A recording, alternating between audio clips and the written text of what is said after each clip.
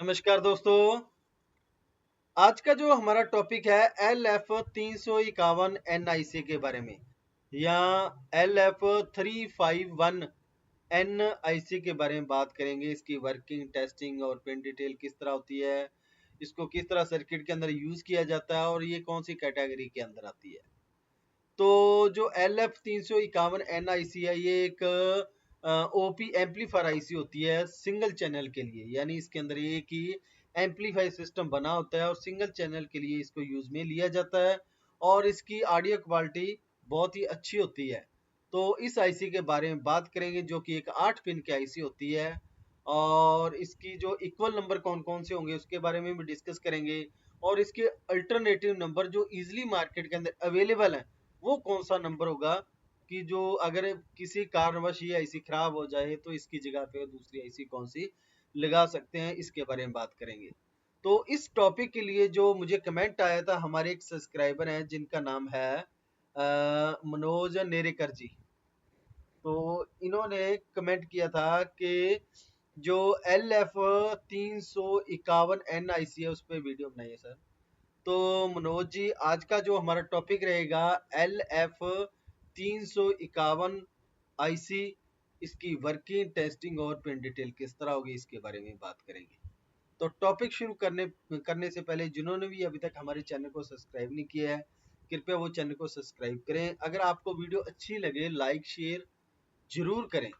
तो टॉपिक शुरू करते हैं। LF 351 IC, तो सबसे पहले जो मार्केट के अंदर अवेलेबल होगी LF 351, इसी तरह से आपको हार्डवेयर एक मार्केट के अंदर अवेलेबल होगा, यानी जो फिजिकल तौर पे मार्केट के अंदर आपको आईसी देखने को मिलेगी जहां सर्किट के अंदर लगी होती है वो किस तरह होगी आईसी।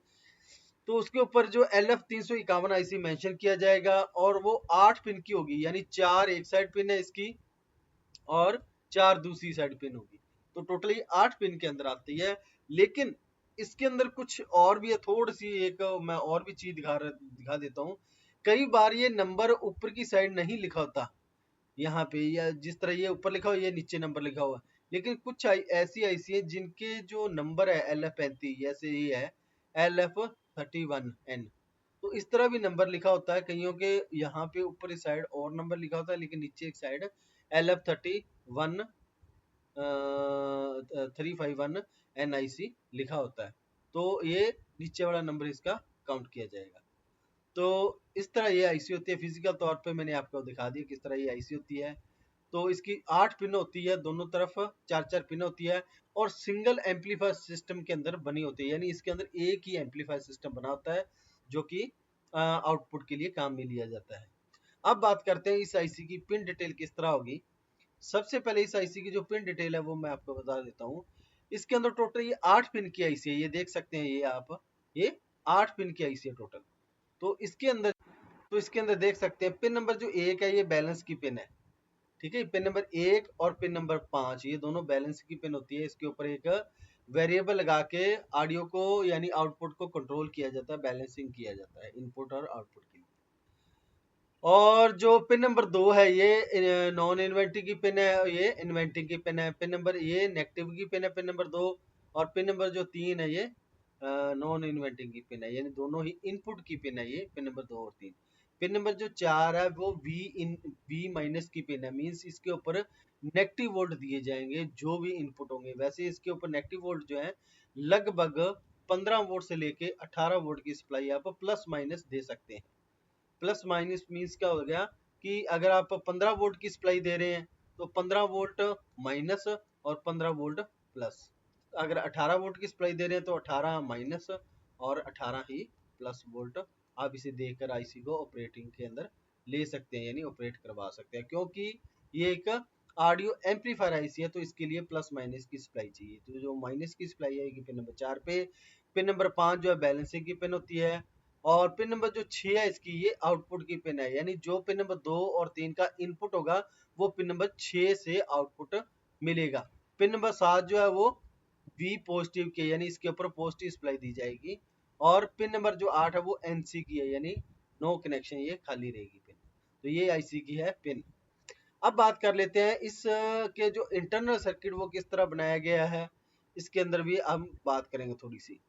तो इंटरनल हिस्से के अंदर जो बैलेंसिंग और आउटपुट के लिए जो हमें यूज किया गया, ये एक जंक्शन यूज किया गया जिसे JFD बोलते हैं, जंक्शन ऑफ FD। FD का जो जंक्शन है यहाँ पे यूज किया गया आउटपुट के लिए। इसके अंदर एक जो एन चैनल NPN है, एक PNP ट्रांजिस्टर लगाया गया, हाई और लो पल्स जनरेट करवाई गई वोल्ट आउटपुट से, हमारी जो हाई और लो फ्रीक्वेंसी आउट करवाई गई, इस तरह हाई, ठीक है जी, फिर ये लो है इस तरह, फिर हाई है, तो ये हाई आएगी पल्स, फिर लो, फिर हाई, फिर लो, फिर हाई। तो इस फ्रिक्वेंसी जनरेट करवाने के लिए जंक्शन का प्रयोग किया गया है। इंटरनल तौर पे इसके अंदर ट्रांजिस्टर लगे होते हैं जो NPN और PNP होते हैं, जो कि स्विचिंग करके आउटपुट देते हैं।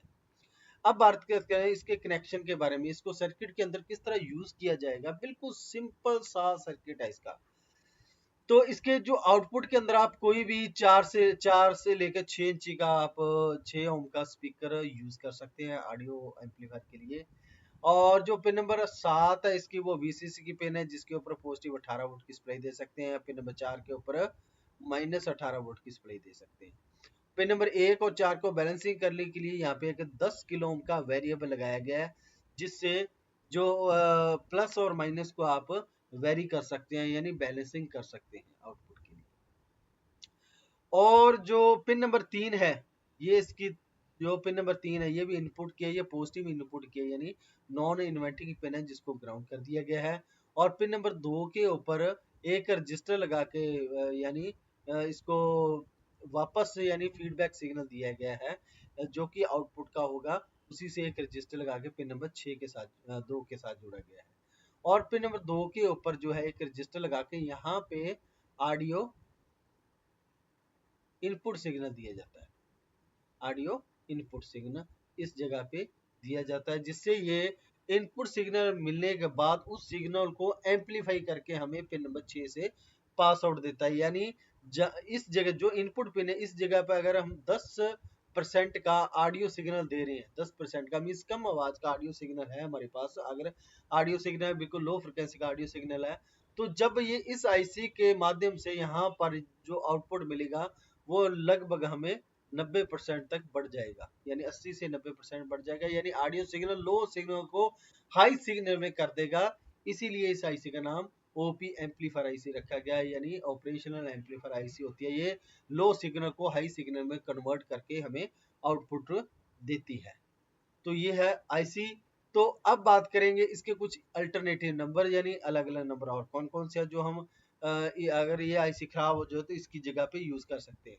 तो एक नंबर तो है हमारे पास LF351P, फिर LF353N, फिर है LF353, यानी ये है डिप टाइप के अंदर, यानी ड्यूल लिंक पैकेज के अंदर। फिर है LF357, LF357, फिर है LF356 और LF355, LF351 और LF351P model, LF358, LF411, LF412, LF442, LF411, फिर LF412। तो ये कुछ ICs हैं जो हम इजीली मार्केट के अंदर इसी IC की जगह पे हम लगा के इसको यूज में ले सकते हैं। लेकिन अगर इन IC में से कोई भी IC आपको मार्केट के अंदर अवेलेबल नहीं होती है, तो इस जगह पे और कौन सी IC आप यूज कर सकते हो, तो वो मैं आपको बता देता हूँ।